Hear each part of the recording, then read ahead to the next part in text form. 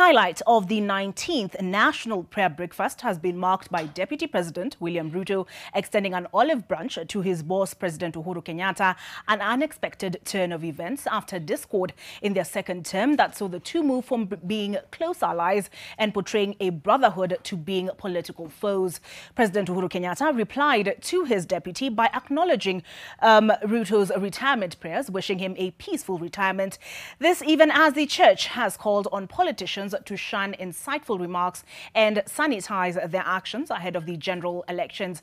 Melita Ole-Tenges has just returned from the National Prayer Breakfast. Melita, good afternoon. Good to see you. Deputy President William Ruto apologizing for any offense caused and wishing President Uhuru Kenyatta well as he heads towards retirement. President Uhuru Kenyatta on his part calling for people to accept election results in order for peace to prevail in Kenya. What else stood out for you? What did the church exhort the politicians to do? Well, indeed, Olive, it has been an eventful morning in as far as committing the nation in prayers ahead of the August 2022 general elections.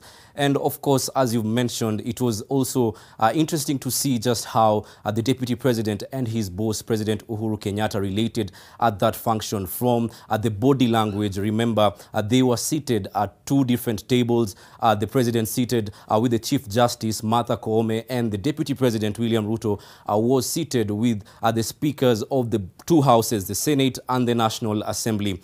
And once the Deputy President talked about wishing the President a peaceful retirement, the President actually laughed. And when he took to the podium, he also actually acknowledged the Deputy President for wishing him a peaceful retirement, Olive. So as much as it has been an eventful day for prayers, it has also been an eventful day in the political space. And we also wait to see whether the leaders who took to the podium and talked about maintaining peace will stick to their promises until the August 2022 general elections and thereafter. So, Olive, earlier on, this is what they had to say at the prayer meeting at the Safari Park Hotel.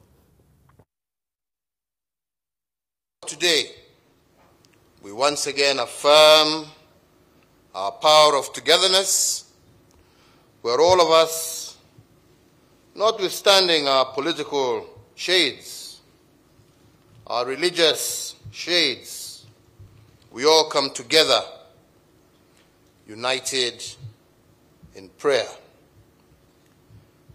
So my earnest prayer is that this unity of purpose and our shared humanity that has been displayed today will endure in every aspect of our lives going forward.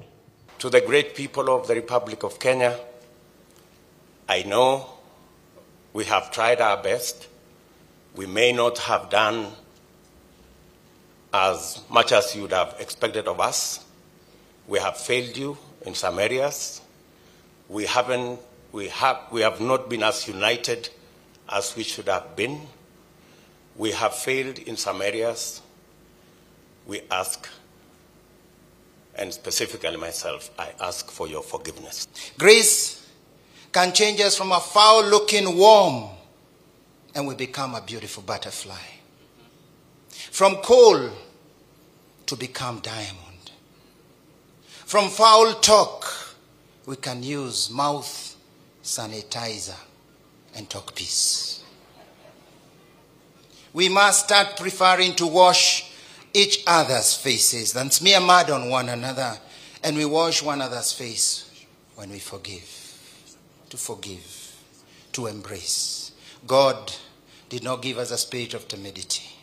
For God to favor us with His grace and grant us a successful transition, we need to remain true to His word.